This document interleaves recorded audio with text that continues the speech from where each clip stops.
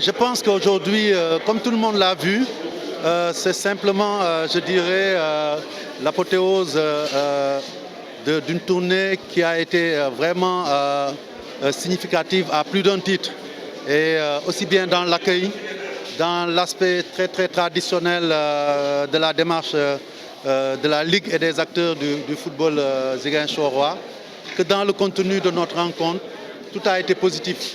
Et on ne pouvait mieux terminer cette tournée qui nous a vu faire 13 ligues régionales, donc 13 régions du Sénégal, en 5 jours. Nous avons quitté Dakar au matin du dimanche dernier pour nous rendre à Matam.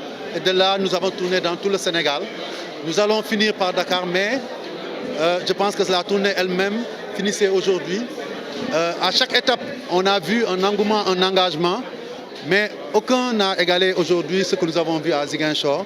Ziguinchor est restée fidèle à elle-même, constante dans sa position annoncée dès les premières heures, je pense, des préparatifs de cette élection, pour dire qu'il militait pour un consensus dynamique autour des candidats, que le football se serait choisi, et autour d'un programme commun.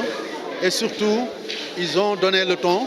Et aujourd'hui, à la fin de cette tournée, on peut retenir que la Ligue de Ziguinchor a validé le bilan que nous avons présenté en images, que tout le monde a vu, a aussi pris une résolution forte et unanime de porter et le consensus et les candidats du consensus, que sont notamment le président Djibril Wade pour la Ligue professionnelle, le ministre-président Ablaye Sow pour la Ligue amateur et mon humble personne pour la fédération, mais aussi toutes les personnes qui ont été proposées dans ce cadre du consensus, dont Seydou Sané et tant d'autres, qui vont apporter leur pierre à l'édifice de cette dernière étape dans la construction de la maison du football sénégalais et surtout qui nous mène vers la consécration, parce que beaucoup de progrès ont été réalisés.